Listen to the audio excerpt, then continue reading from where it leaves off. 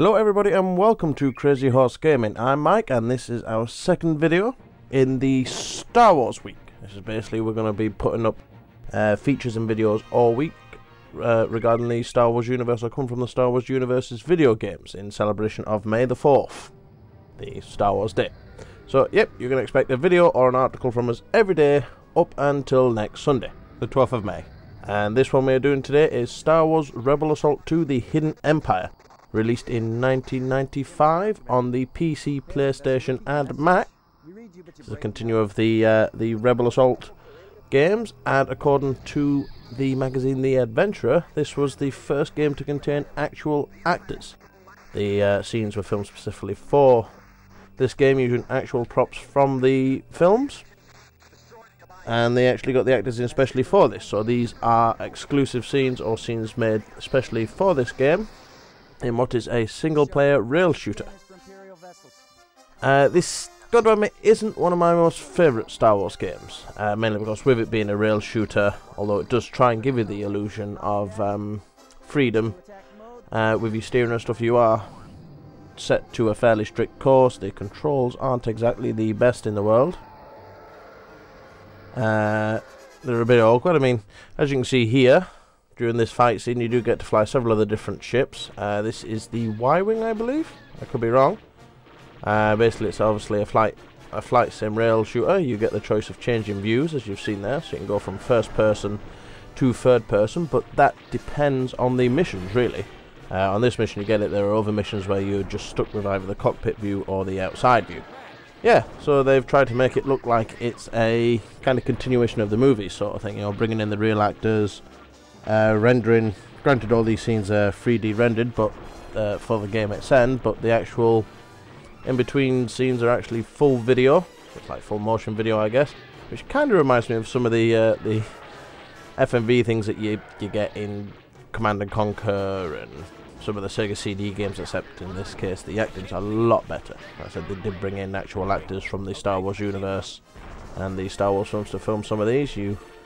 Every now and then you will see Darth Vader pop up, which I believe is still voiced by the original actor, and you actually see some of the generals and stuff which I think appeared in the films. I'm not entirely sure that. I can't remember. It's been a while since I watched the Star Wars films, which is something I'll probably be going back and doing this weekend once we've finished filming all these videos. But yeah, as you can see, it's pretty basic on the rails shooter. You get a few options. You do get the illusion of being able to steer left, right, up and wait. You can steer left, right, and up and down, but it's fairly restricted. You can only go so far. You're taking all different types of TIE fighters, and I think there's the TIE interceptors as well as things like that. And what's different from the first one, I believe, is you actually see your character in this one, called the Rookie, as a male fighter pilot who actually interacts. You hear him talk to the other guys. I believe we're going to see a scene with him popping up now, actually, I think. Or not, because that's the chapter complete. So you get judged on your accuracy bonus and things like that. See, the feel of this game is very rigid. One of the things I never really liked about this game is it was extremely hard to control. It was always overcompensating. There we are, there's the Rookie. I've also got a funny feeling about those ties we encountered. I know, me too. There's no way they could have gotten from the freighter to us so quickly. Maybe it's true what they say. Don't start telling me any Phantom Fighter tales. Jeez, you farm boys will believe anything you hear. As you can see, they've tried to give this a huge movie-like feel, as if it comes straight from one of the Star Wars movies. And the 3D render scenes are quite good. Obviously, you've got the acting there, and then there is a kind of slight bit of a jarring feeling when it clips to the pre-rendered video game footage. And scenes like this where it just doesn't quite look right, but for its time this was a pretty impressive looking game. I remember being fairly impressed with it myself when I first got it, and really got into the movie scenes and the clips. It was just the gameplay at end that let it down, I think. But I suppose that's kind of the price you pay when you are doing like these. I suppose they've gone for the interactive movie type things. I remember playing one called Borg, Star Trek Borg, which was a full-on interactive movie, which was basically just a point and click. This takes that step a bit further, as having actual fairly decent gameplay. As you'll see coming up, they also take you away from the on the rails kind of flight sim, and there are levels where you can actually play a on the rails shooter type thing in person, so you actually play as the character, which you'll see coming up in a moment once this cutscene's done.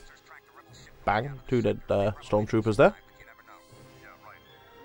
So all these props were taken straight from the film, so it was now recreated for the video game route. This was all from the Lucas archives.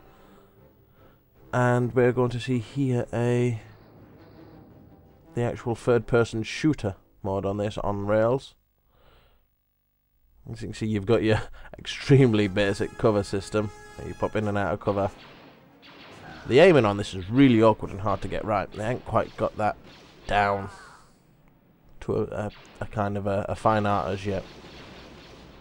And I believe there are some occasions which you'll see coming up where you appear to be shooting the guy, but absolutely nothing happens at all. The bullets just seem to fly straight through them.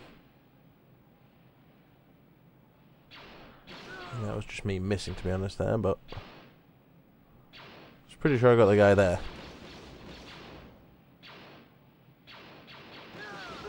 Yeah, see, the fire just seems to fly straight through them unless you've got it onto a spot-on part, like the main torso or something like that.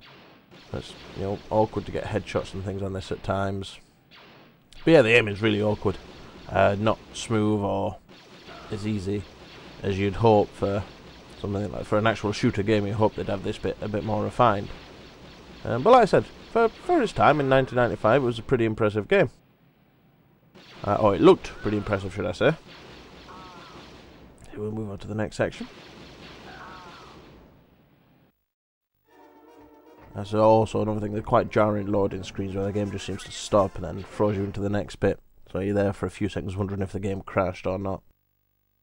Other thing which I thought was quite disappointing about this is obviously you've got, and you can see the different enemies there. When you kill one, another one arrives, just goes in exactly the same place, performs exactly the same action, so you don't exactly have to look around for enemies or beware because you know where they are from the first few seconds. So that all the enemies are going to appear in those 3 locations and it's never going to change. You can see there my shields are a bit low, not doing too well at this part. And he's down. Good little cutscene animation there of him dying.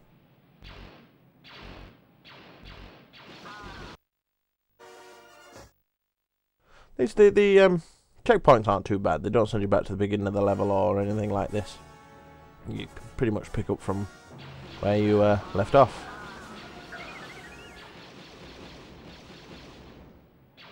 You can see I'm having real trouble with the aiming system on this. And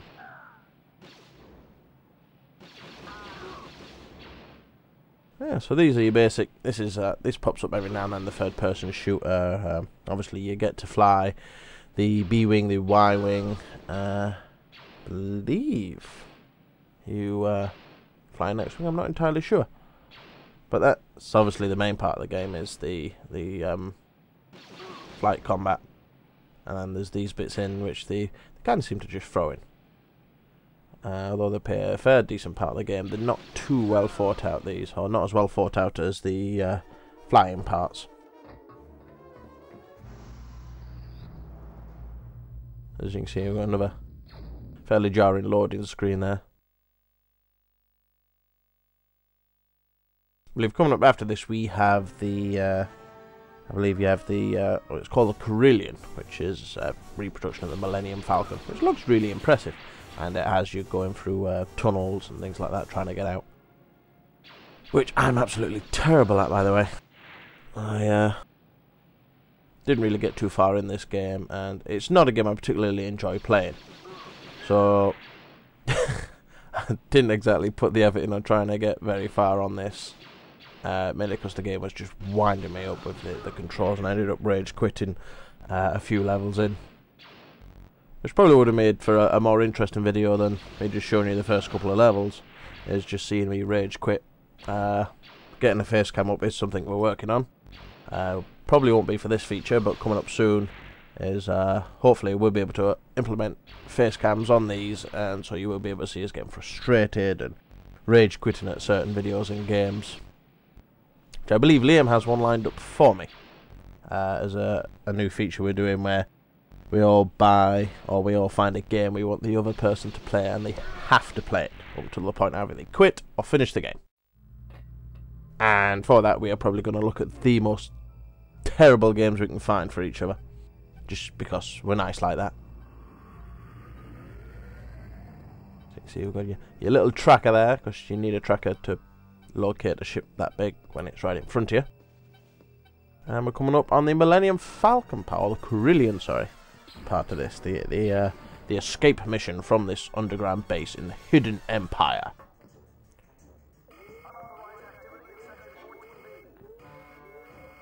Actually, the actual the movie clip things are really impressive.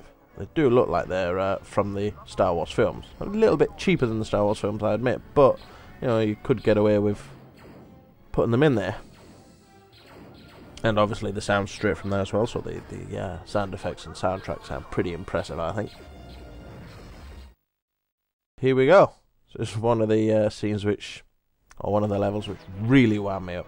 I'm going to admit it was, the controls are just that finicky that you're always overcompensating, and when you overcompensate you end up bashing off walls.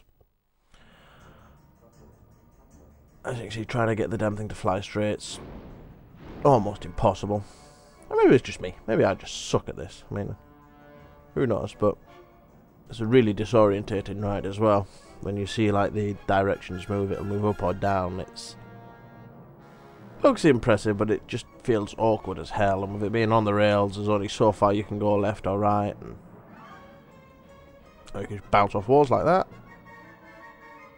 And use me like a giant pinball machine.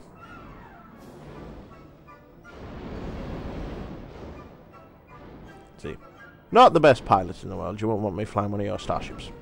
It wouldn't be coming back in one piece.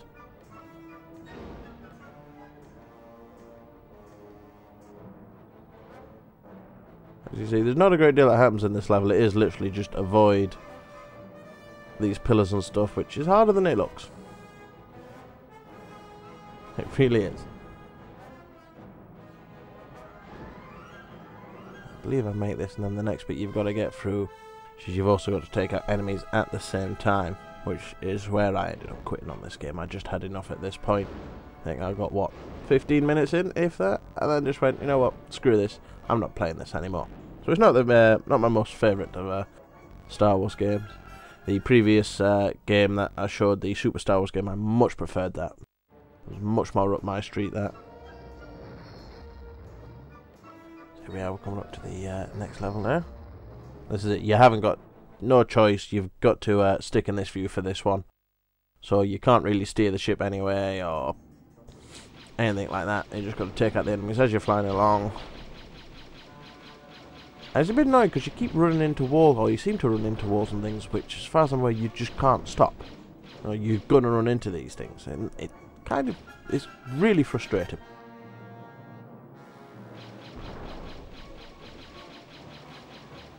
So yeah, you can see you've got to take out the these tiny enemies, which are pretty awkward to see at times, as well as taking out shield generators and avoiding any obstacles as you go through. I believe they've done several missions like this in other games other Star Wars games after this. This is quite a common thing, but they do it a lot better. I remember doing something similar in the Lego Star Wars, which was much nicer, but you know, and again, that's a lot later game. So they've had plenty of time to develop it, and a completely different style of game as well, really, I suppose. There we are, take out the shield generator. And through here. Wow, I think we're coming up to the end of this now, because it's not far from this that I throw down the pad in a big hissy fit and walk off. But yeah, so that was Star Wars Rebel Assault 2: The Hidden Empire, again for the PC, PlayStation and Mac, released in 1995. For more videos, news, reviews and clips, don't forget to check out the other features on crazyhorsegaming.co.uk. That's crazyhorsegaming.co.uk. Also for a great forum to meet like-minded gamers for meets, trophies, achievements and other things like that. Why not check out www.gamerkitten.com. That's www.gamerkitten.com. Thanks for watching, and I will catch you all next time. Goodbye! What I see, Admiral Song, is just another one of your endless tests. I will not be impressed until I have, under my command, the full power to crush the Rebel Alliance.